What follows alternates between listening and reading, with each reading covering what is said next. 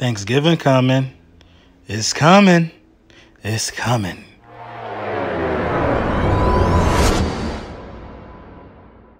Yeah. Lord Brunson back at you with the back at you, and I am the best reporting on the Eagles, man. Listen, man. We got a couple things to talk about. You know, obviously you already seen the title. We're going to get into a lot of stuff real quick, man. You know what I'm saying? Strap is coming back. You know what I'm saying? LeBlanc coming back means a lot. LeBlanc is here to shore up what is already looking like a candidate for most improved secondary. If it was an award for that, I don't see a secondary that stepped up more than the Philadelphia Eagles secondary since the Dallas Cowboys game when we got Jalen Mills back. I just don't, you know what I mean? From that point on, after that game or during that game, towards the end of that game, is when you start seeing the emergence of what you could call a dominant secondary. I think the secondary really stepped up. Because what happened was it allowed Malcolm Jenkins to do a lot of what he's done last week. But he had 2 sacks last week. It allowed him to play a little more closer to the line of scrimmage and start to spy guys and, you know, be that extra blitzer, man, because he's good in situations like that.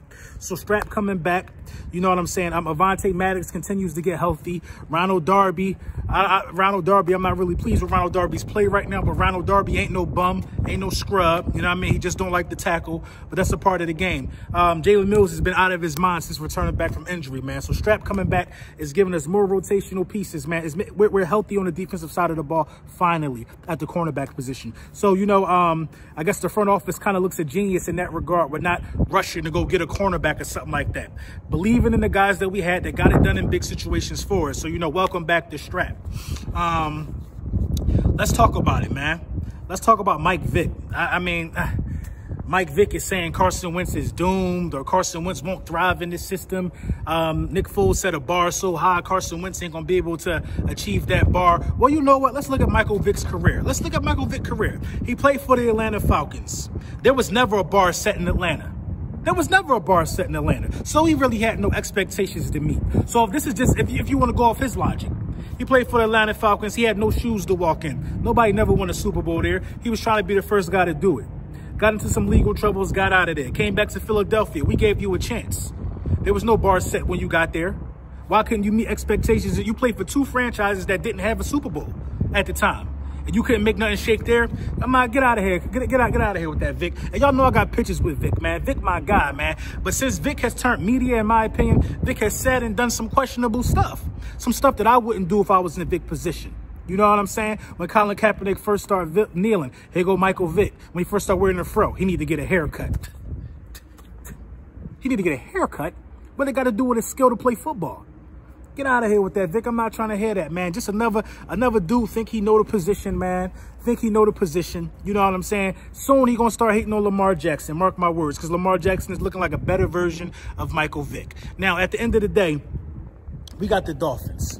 It's a couple things we know about the Dolphins. They got Ryan Fitzpatrick, who's very capable of, you know, stroking the secondary if he can start to get his legs under him and you show him that there's a weakness there. Ryan Fitzpatrick ain't nobody to be taken lightly, man. He's a guy that's always going to have a job in the NFL because he can always put up big numbers and he can always throw a touchdown pass. He can throw the ball. And he's not scared to run the ball. The Miami Dolphins are the youngest team in the NFL. So you expect the record to reflect that in most cases. You know what I'm saying? But this is a must win. And I'm going to tell you right now, the Philadelphia Eagles will not lose this game. The Philadelphia Eagles will not lose to the Miami Dolphins. They just won't do it. You can lean on a power game in this game. You can still throw the ball in this game. It's a lot of ways you could beat this team, man. If you want to just look off the performance they put up against the Bills alone, you know what I'm saying? Ryan Fitzpatrick is going to be determined to fit these balls into these tight windows. That's what he do. Ryan Fitzpatrick throw picks. We got to be ready. We got to be ready to catch these passes. We got to be ready, and we got to understand that just because you're in the vicinity don't mean he's not going to throw the ball. So reading Fitzpatrick's eyes is key in a game like this. I mean, eye discipline, but still making sure you know where he's going. So that's the first key, man. You want to pay attention to Fitzpatrick's eyes, period.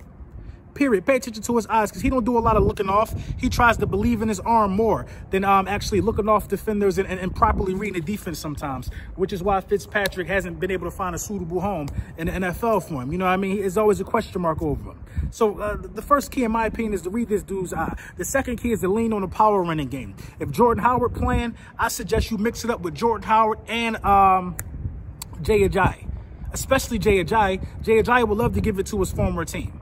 I suggest you mix it up. You mix it up with the power running game, man. They had a hard time dealing with Nick Chubb. They're young. They got bad tackling angles and stuff like that over there in Miami. So I think we will be able to expose those guys, man. We ain't losing this game. We ain't losing this game. You want to mix it up with the power running game against Miami. Number 3, don't be scared to throw the ball. I know the passing game been looking kind of shaky, but it ain't all been Carson Wentz's fault. And more video and more breakdowns are coming out every day about that, man. I want you guys to follow Dan Orlovsky on Twitter. Dan Orlovsky on Twitter. I'm sure a lot of you Philadelphia Eagles fans seen the breakdown on some of the critical throws that everybody is deeming Carson Wentz missed. No, it's a lot has to do with wide receivers not paying attention to detail and not being in the spot where they're supposed to be at. Simple stuff matter in football, man. I don't know if a lot of people play football, you know what I mean, but simple stuff matter in football. Like if you got a 6-yard route and you run that route 8 yards, the pass gonna be off. The pass gonna be off. The timing is gonna be off. On a lot of these routes, the ball is out Carson Wentz's hand before the receiver even knows what to do with it. Before the receiver is even in position, that means a bad route was ran. And Carson Wentz holds the ball too long. So if the ball out Carson Wentz's hand, then and you ain't there, a bad route was, you know what I mean? But it is what it is. We moving on to Miami. It should be really good throwing conditions in this game. The game is in Miami. We're on the road. It should be sunny, clear skies just like this. And I expect us to go out there and catch a body. Just because the Miami Dolphins put up 24 against the Cleveland Browns. The Cleveland Browns not that good of a football team. They're in the same position as us in Dallas. They still trying to find their way this late in the season. And it ain't over until it's over. They still just trying to find their way. So you know what I mean? They can put up 24 on them, but I don't see that happening to us. Our defense is better. I see us being able to get pressure on Ryan Fitzpatrick, creating some turnovers and giving these guys fits. These games that's coming up are the games that Carson Wentz. This is the most, I mean, I can't even hold you, man. This is the most important key of this game. We talked a little bit about, you know, the power running game. We talked a little bit about, you know, just using our experience. This is a young football team. This is the most critical key. I'm going to tell you this, man. This is the most critical key, man. It's understanding that the Miami Dolphins don't have anything to play for. I watched in the Cleveland Brown game, I watched these guys do a fake punt, a run play fake punt on like a 4th and 6. Didn't even have a chance to get in it, didn't get it. They have nothing to play for but to spoil somebody else's afternoon. They've already been spoiled. They understand that they got to hunt for a quarterback in the draft. The Miami Dolphins don't have anything to play for. In a sense, they are like a man with nothing to live for. They're only out here to cause havoc. We cannot play around with these guys. Expect these guys to go for every 4th and 1. Expect these guys to try to jump out to a lead as easy as they can. We don't want to get caught in a situation like we got caught in the playoffs where we jumped all over. We jumped all over the Saints last year. But what got the Saints back in the ball game? A fake punt. A fake punt got the Saints right back in the ball game. They were in trouble, about to be going down like what? 10 zip, 14 zip to us. Fake punt got them right back in the ball game. So we don't want another situation like that, man. We gotta keep in mind that these guys have nothing to play for, man. You know what I'm saying? And I would be beside myself if we get caught slipping next week, man. You know what I'm saying, man? And I'm gonna put the link to Dan Orlovsky's tweets, the message that he put out there about, you know, attention to detail when it comes to wide receivers. You know what I mean? Welcome back to Strap. We already touched on that stuff, man. And, you know, this is a very critical part of the season for us, man. The schedule's easy, but it's also dangerous. I'm going to tell you why it's dangerous. Because we got how many division games left? We got 4 division games left. Out of the 5 on the schedule, 4 division games. We play every team in the division at least one more time for the remainder of the schedule. They're all looking to try to spoil somebody's day. So, yeah, it's easy because if you look at the record, you know these guys should be beat. But at the same time, how good would it be for the Washington Redskins to pull an upset on us and lessen our chances of going to the playoffs? How good would it be for, you know, the New York Giants to do the same thing to us? How good would it be for the Dallas Cowboys to sweep us again? You know what I mean? So we got to be mindful of those things too, man. Let me know what you guys think in the comments. Oh, yeah, and I'm going to be in Philly. I'm going to be in the city this week.